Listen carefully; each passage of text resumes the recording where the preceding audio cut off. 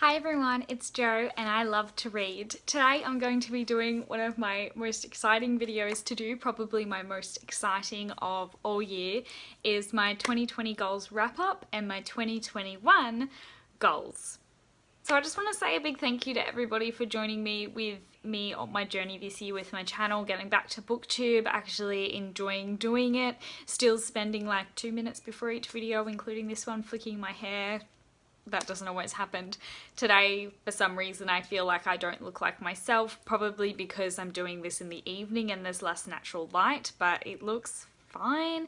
And I was really excited to be doing this because even though it's the 30th of December 2020, I'm 100% done with all the books that I was going to be reading this year. I have started a really big chunky one, 872 pages I believe, by Ken Follett, his latest release, The Evening and the Morning. I'm so excited. I'm not going to be reading anything else, and thus I am definitely not going to get that chunker done in the last 2 days of the year, especially because there is mainly just one day left because it's like 8:30 at night as I'm filming this. First I'm going to try something different and do the cool like wrap up where I'm going to insert a clip of my video last year and show you how I was talking about what goals I want and then comment on whether I achieve these or not. I'm going to set myself a Goodreads goal again, as I normally do every year. This is always a number that I find achievable, that I can get done. I don't want to pressure myself to read more than I'm capable of.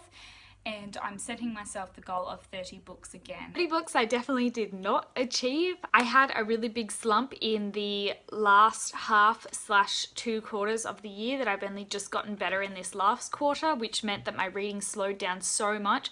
I seemed to be picking books that I was just not enjoying, and also that were really big and I wasn't able to push through them. So that meant that I actually only ended up reading 24 books this year, but the number never really disappoints me. I ended up editing my Goodreads goal down so that I still got the "you achieved" mark. This is just something that I put there because I like the number and I kind of like the encouragement of Goodreads telling me that I'm behind, on track or ahead, but it's something that I don't really care about, and I'm still glad to have read 24 books because that is 2 books a month and I'm really happy with myself about that. My goal for this year will be to get to the midway point, so to get my TBR down to 25 books by the end of the year. This has been achieved like 150 something percent because my TBR, my physical TBR, is actually at 15. I think it may, sorry, my physical TBR is at 17 because I've got those 2 books that Daniel bought me that I haven't added to my Goodreads shelf, so I'll have to do that. But I am very excited to be at this number because it means that my physical TBR is going to be gone by the end of next year or something, but more on that later because that's part of my next year's goals. I guess another one of my goals would be not to purchase any books that are going to hinder my goal of getting down to 0 books on my TBR. Technically this has been achieved because, well, it is, because my TBR is below what I thought it was going to be this time last year. I did purchase the Ken Follett book, was a bit of an impulse buy, and it's potentially going to push back me finishing my physical TBR by a couple of months, but I don't care because I really enjoy reading his books and I'm still going to be able to achieve this goal. I did buy a couple of books and I needed them to continue series that I had later books, but not the early ones, so I bought some things, but overall nothing I have ever bought has hindered this goal, so a big check for that one. Another goal that I normally set for myself is an actual reading list of specific books that I want to read. I'm not playing you guys the part of it where I hold up the books, so I'm just going to quickly run through by looking at my list. So I had on a goal to read the Millennium series, books 1, 2 and 3. I read book 1, I attempted book 2 and DNF'd it, and thus decided to DNF the series.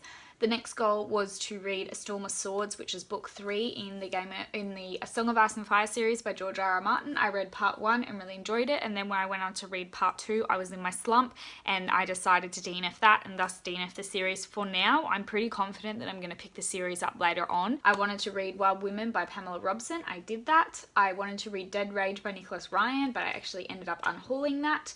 I wanted to read Eighth Book by the Victorian Education Department. I have not read this one yet, but I fully intend to, so that will be next year early on. And then I wanted to read the entire Black Magician trilogy by Trudy Canavan. I read books 1 and 2. I still haven't read book 3, but that is coming up next year as well. I don't really have any writing goals either, just to keep plodding along. So I did recently start writing again. I've got 2 writing buddies and my goals are not lofty at all. I just want to keep editing the story that I started years ago that I've been working on pretty much my entire writing life. And I don't know, I just want to keep going because I should believe in it and I shouldn't have let one rejected submission get me down. That was, you know, a rookie error on my part, but I'm hoping just to get back to it. Wow, I didn't actually know that that vague writing goal was actually a goal for the year. I have really not written at all. I don't even remember writing at all this year, to be honest. I had plenty of opportunity to because no kids yet and Daniel worked really crazy hours all the time, so I had ample opportunity where I was by myself, but I actually turned my hand at other things, like I learnt how to sand back furniture. I still haven't stained my chair yet. Whoops. Kind of got derailed when Daniel started doing normal hours again, and thus I wanted to be spending time with him. I'm really wanting to get back to that sometime because I have 2 chairs that are sanded back and nearly ready to be stained, and I just didn't get to that point yet because I was still getting stuff out of the cracks. Anyways, but I didn't, yeah, wow. I had no idea that I actually wanted to keep plodding along with my writing. I don't really know how I feel about that. Probably the most concise thing is to look at this thing that I'm going to post up above. I linked to my writing journey so far, which will kind of explain where I'm at the moment. I also started typing up my grandpa's memoirs, and I do need to edit them some stage early next year because I said that I was going to and I haven't yet.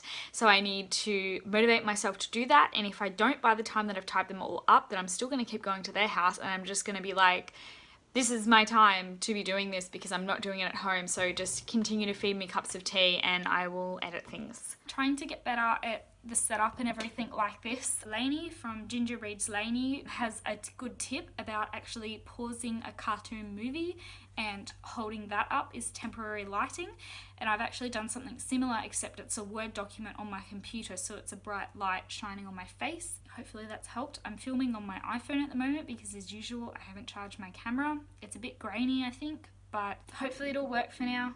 I don't really want to spend money on equipment because I don't know whether I'm going to continue to do this, but I've had fun filming today. I just wanted to add that little clip in there as well to remind myself, and I suppose anybody else watching, of how far I feel like I've grown over this year. I have come back to BookTube and I have decided to invest in myself with getting a ring light, but even without that, I'm really proud at some of the video topics that I've tried this year and just the consistency that I brought to my work. Even though I have stepped back from 2 videos a week back to 1, I'm still really proud that I'm here and I didn't let my insecurities stop me from doing something that I'm really enjoying doing. Now that that's over, let's get on to my 2021 goals. I can't believe that this year is over and that a new one is beginning.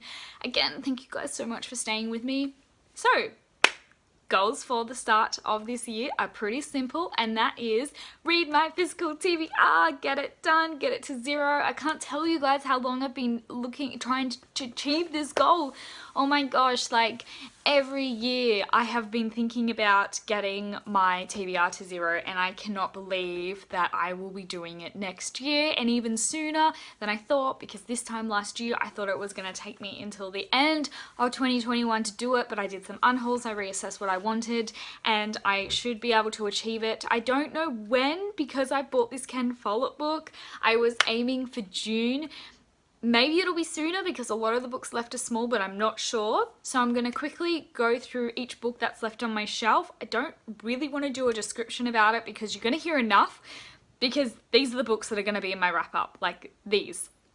Nothing else, just these books, and you're going to be sick of them by the end of it. So I'm just going to tell you the titles and the authors, and that's it. So I'll start with the ones that I'm going to be reading next because Cooper picked them for me in my Cooper Picks My TBR video. My dog picked my TBR.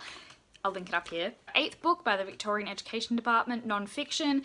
It's a book that my grandpa read in his school days. Number 51, Distance Runner, thoroughbred book, created by Joanna Campbell. City of Swords by Mary Hoffman, extravaganza number, I'm not sure, but it's the last one. I think it might be number 6 or 7. Harry Potter, A History of Magic by the British Library. The other 2 thoroughbreds that I've still got on my shelf, I read these out of order. So we've got number 54, which is Cindy's Last Hope, and number 72, which is Legacy's Gift. This is actually the last one in the thoroughbred series.